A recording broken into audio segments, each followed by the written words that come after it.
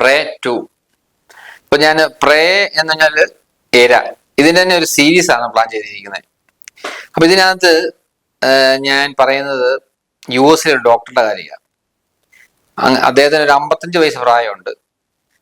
ഇപ്പൊ 45 വർഷത്തേക്ക് ശിക്ഷിച്ചിരിക്കുക. കാരണം 500 ചിലവാനം പേഷ്യൻസിന് അങ്ങനെ ഡയഗ്നോസ് ചെയ്തു ക്യാൻസർ ആണെന്ന് പറഞ്ഞിട്ട്. എന്നിട്ട് കീമോയും മറ്റ് ട്രീറ്റ്മെന്റും ചെയ്തു. ചിലരൊക്കെ പോയി സെക്കൻഡ് ഒപ്പീനിയൻ എടുത്തു, അങ്ങനെ കണ്ടുപിടിച്ച്. അപ്പൊ നിങ്ങൾ മനസ്സിലാക്കേണ്ടതെന്ന് വെച്ചാല്, നമ്മൾ എന്ത് ചെയ്താലും നമുക്ക് നമ്മളുടെ റെസ്പോൺസിബിലിറ്റി നമ്മളെ മാത്രമായിട്ട് കാണണം. 100% റെസ്പോൺസിബിലിറ്റി ആയിരിക്കണം നമ്മുടെ ലൈഫിനോട്. അങ്ങനെ ഒരു റെസ്പോൺസിബിലിറ്റി ഏറ്റെടുത്ത് കഴിഞ്ഞാൽ നമ്മൾ ഒരിക്കലും ആരും പറഞ്ഞ് അങ്ങനെ വിശ്വസിക്കത്തില്ല.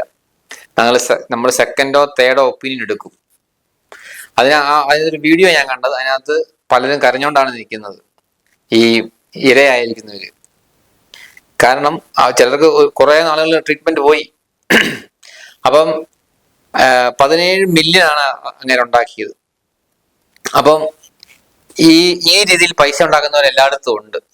പണത്തിന് വേണ്ടിയാണ് ഇത് ചെയ്യുന്നത്. അത് നമ്മൾ ചെയ്യുന്നതെന്ന് വെച്ചാല്, നമ്മള് മനസ്സിലാക്കുക എല്ലാ കാര്യങ്ങളും, സെക്കൻഡ് ഒപ്പീനിയനോ തേർഡ് ഒപ്പീനിയനോ എടുക്കുകയും ചെയ്യുക. അങ്ങനെ നമ്മളുടെ ഹെൽത്തും നമ്മളുടെ മറ്റു കാര്യങ്ങളും നമ്മൾ ശ്രദ്ധിക്കുക.